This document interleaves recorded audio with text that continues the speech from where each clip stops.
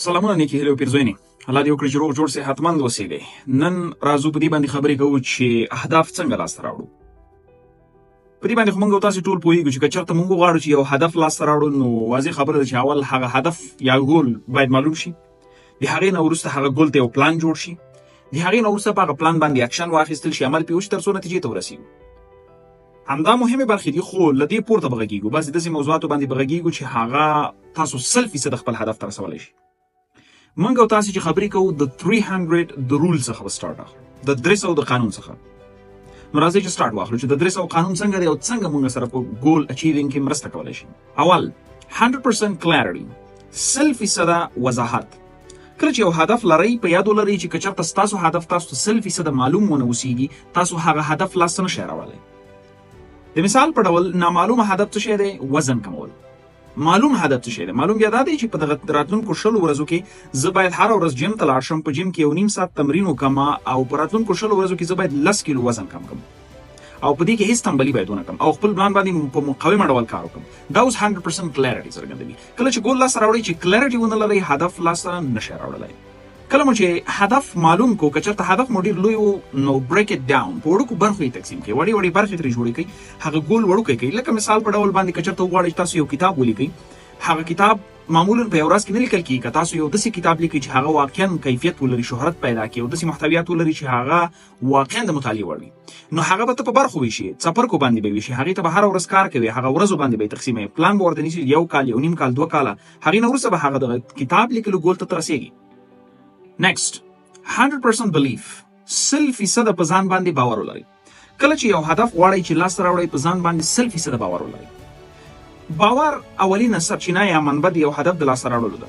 که فکر مو اوسیږي هر هغه ولسمشر چې نن ولسمشر دی هغه ماشوم پیدا شوی و، ایلان مسک نن ایلان مسک دی ماشوم پیدا شوی و، هر هغه کس چې په ډېر لوړ مقام یا موقف کې دی نن هغه یو وخت کې هیڅ نه و. څنګه دغه کارونه وکړل؟ په ځان باور درلودل. ولسمشر ته ځان رسول کته یو داسې کس ته ووایي چې هغه په ځان باور نه لري، چې مطلب ته به راتلونکي کې ولسمشر سي، هغه 100% درته خاندي، په خندا به شروع درته وکړي، حتی که ځان هم ورته وښیي درپسې وبخاندي. خو که یو کس په ځان باور ولري هغه نتیجې ته رسېږي. کله مو چې په ځان باور وکړو، نیور ګیو اپ، هیڅ کله مه تسلیمېږئ. څومره سختو مشکلاتو سره چې مخ سوئ، تسلیمېږئ مه. یو خبره په یاد ولرئ چې ستاسو ګول باید ریالسټیک اوسیږي. د ریالسټیک نه زموږ مطلب چی دی؟ مطلب مو دغه دی چې ګول مو باید داسې اوسیږي چې هغه په ذهني طور د دې منلو وړ وي چې لاس ته به یې راوړي. مثال ته ګول لري چې زه باید په راتلونکي 2 میاشتو کې $1 بلیون وګټم. واضح خبره ده چې دا نه کېږي. یو غریب کس په افغانستان کې اوسېږي، $1 بلیون ګټل دا یو ان ریالسټیک ګول ده. یا په راتلونکو 3 میاشتو کې زه باید راشد خان پر رقم مشهور شم او د هغې په رقم نوم، شهرت او پیسې وګټم. دا هم یو ان ریالسټیک ګول ده. خو که ستا ګول دا وي چې په راتلونکو 15 کالو کې زه باید داسې یو کمپنۍ جوړه کړم چې هغه د میاشتې وکولی شي چې ماته $10,000 عاید راکړي، دا ریالسټیک ګول کېدلی شي. اوس دې ته پلان ونیسه، دا په برخو تقسیم کړه، په ځان باندې 100% باور وکړه او eliminate distractions. هغه څه چې ستاسو توجه خرابوي هغه لرې کړئ، له منځه یې یوسئ. که سوشل میډیا ده، که فیسبوک ده، که د انجلۍ یا هلک سره خبرې کول دي، که کوم بل څه دي، هر هغه څه چې پوهیږئ چې ستاسو دغه لاره کې خنډ ګرځي، ستاسو د هدف د رسیدو پر لاره کې، د هغې مخنیوی وکړئ، له منځه یې یوسئ. مطمئنه اوسیږئ چې یوه نه یوه ورځ به تاسو هدف ته رسیږئ که تاسو 100% په ځان باور وکړئ. که چېرته ناکامه شوئ، خپل پلان چینج کړئ خو هدف مه بدلوئ. ای پلان مو ناکام شو، بي پلان باندې مخکې لاړ شئ. پلان مو اپډیټ کړئ، ځکه اثر یو حالت کې نه پاتې کېږي. په تېرو وختونو کې یو کس چې غږیز کتاب ریکارډ کول و هغه به 10 ساعته، 15 ساعته، 20 ساعته ورنیول. اوس که ته وغواړې چې د یو انګلیسي غږیز کتاب ریکارډ کړې، داسې سایټونه را جوړ شوي دي د اي آی په مرسته باندې چې خالص $15 د میاشتې درنه اخلي او په میاشت کې درته 50 کتابونه ریکارډ کولی شي. نو آیا فکر نه کوې چې په هغه کیفیت چې هغه اي آی ریکارډ کوي، هغه یې وایي کوم ټون چې اختیاروي، کوم پیچ چې اختیاروي، کومه کوالټي چې ورکوي، ته به یې وکولی شې؟ هغه کومه انرژي چې ته مصرفوې آیا د دې وړ ده؟ ته په میاشت کې 15 کتابونه شاید صحیح ریکارډ کړې، هغه 200، 100، 50 درته ریکارډ کوي. نو پلان اپډیټ کړئ، کله چې تغییر د ضرورت اوسیږي د حالاتو مطابق تغییرات پکې راولئ، خو هدف مه پرېږدئ. ټیک اکشن 100%، 100% عمل وکړئ. کله مو چې هدف معلوم شول، اراده مو وکړه چې تسلیمېږئ به نه، 100% وضاحت وشو، د هغې نه وروسته 100% ټایم ورکړئ. د هدف په اړه لیکنې وکړئ، د هدف په اړه خبرې وکړئ، د هدف په اړه عمل وکړئ.